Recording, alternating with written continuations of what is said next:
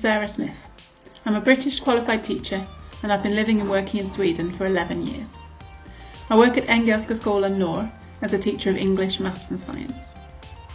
I'm going to talk about my project entitled Shop Day. It's a cross-curricular project for Year 1 in English and Maths. Students worked on designing a shop during English and Maths lessons over a 2-week period, culminating in a shop role-play lesson.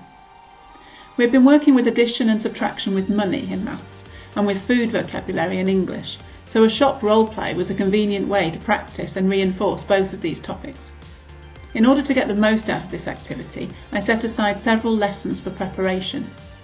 In this way, I hope to scaffold the learning process and make the final activity accessible and enjoyable for all of the students. During preparation lessons, the students made all the items to sell from paper and wrote the names of all the items in English on the back. They discussed how much the items were worth, categorised and priced them.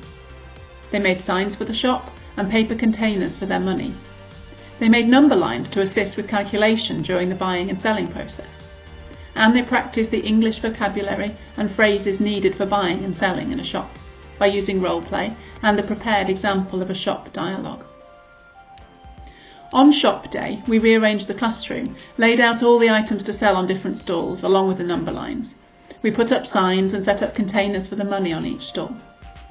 The students then played the role of shopkeeper for half the lesson and customer for the other half. The shop dialogue we practiced in lessons was displayed on the board. I believe this project is a strong example of how to use scaffolding to facilitate engaging, differentiated and hands-on learning. Playful learning that students enjoy, remember and want to participate in fully. The project was connected to prior learning and used this as a starting point.